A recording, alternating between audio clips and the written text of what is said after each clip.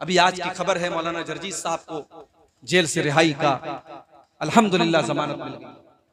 अल्लाह ताला उनकी रिहाई का जो भी प्रोसेस है उसको जल्द से जल्द पूरा कर दे, और जो भी हमारे उलमाए हक मुसीबत में अल्लाह उनकी रिहाई का बंदोबस्त कर।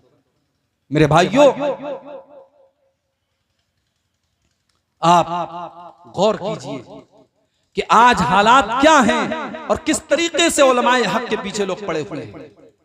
और मौलाना जर्जीस साहब के ऊपर इतनी बड़ी मुसीबत आई और हमने देखा फेसबुक के ऊपर और सोशल मीडिया के ऊपर कुछ लोग मजे ले रहे हैं, लोग तंज तारीफ कर रहे हैं। ऐसा नहीं होना चाहिए मेरे भाई। किसी की मुसीबत पर आपको खुश नहीं होना चाहिए। उनके भी बीवी बच्चे हैं, उनके भी माँ बाप हैं। उनके वालिद हाफिज इलियास साहब इटावा के सबसे नेक इंसान माने जाते हैं। आज वो बिस्तर पड़े हुए हार्ट के मरीज हैं, अपने बेटे के जेल में जाने के गम और सदमे में घुल रहे हैं, और आप इस मुसीबत पर खुशी मना रहे हैं। हमने पहले भी कहा तो और आज भी कह रहे हैं कि उलमा की इज्जत व आबरू की हिफाजत हम सब की जिम्मेदारी है।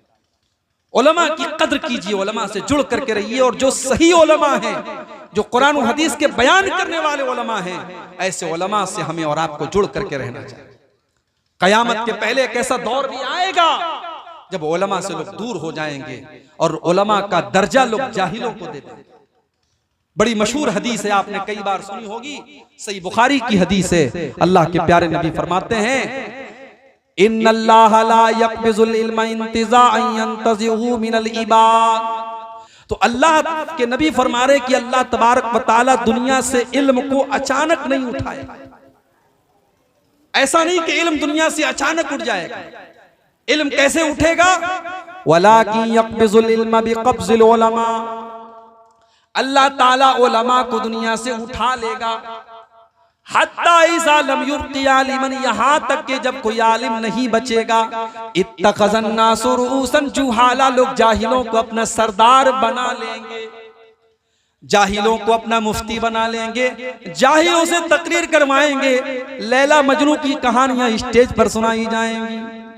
आपके बंगाल और सीमांचल में बहुत सारे मैं जानता हूं, ऐसे वक्ताओं को जानता हूं, ऐसे मुकर्रिरीन को जानता हूं, पूरी तकरीर में शायद कुरान की कोई एक आयत पढ़ते हो, उनका पूरा वक्तव्य और पूरी तकरीर उनकी फजूल किस्से कहानियों पर मुश्तमिल होता है।